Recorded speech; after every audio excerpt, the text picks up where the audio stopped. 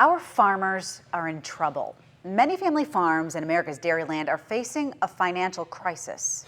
Some are shutting down for good. Other farmers are trying to stay open any way they can. Tonight in Go Fund Farmers, NBC 26's Matt Jarko shows us one local family's frantic fight. I love animals, I always did. For John Rickman and his family, farming has always been a way of life. I milked by hand, when I was younger, with a pail between my legs.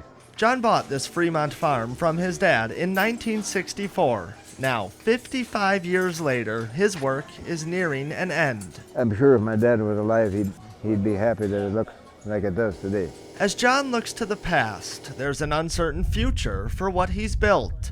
This fourth-generation farmer hopes his children can be the fifth. Yeah, it would mean a lot to me. These are all of our children. John's wife, Mary, and the two boys who work on the family farm are now fighting to keep it. Things are not as good as what they should be. We've had hard times before, but I guess this is about as hard as it can get. Mary says about 2 years ago, milk prices bottomed out. The market flooded by big farming. Then feed got expensive. Profits seem like a thing of the past. Now it's difficult for the Rickmans to break even. The two boys get disgusted too, which I can't blame them. Mary's emotions and struggles in 2019 are not uncommon in America's dairyland. Farmers are producing better milk, more milk.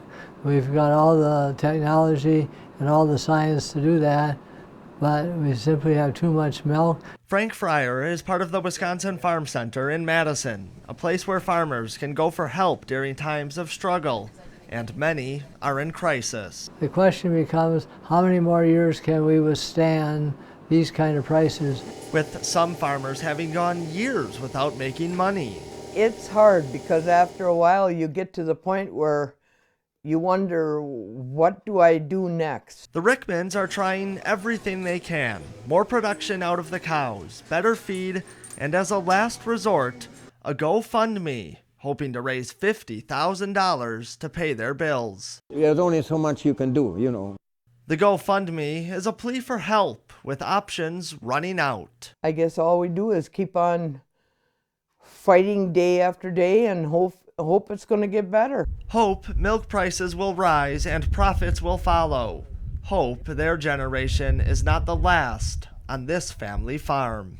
I ain't giving up because I'm going to fight it right to the end because I'm just that kind of person. I don't give up very easy, and I'm sure that's somewhere along the line something's going to change.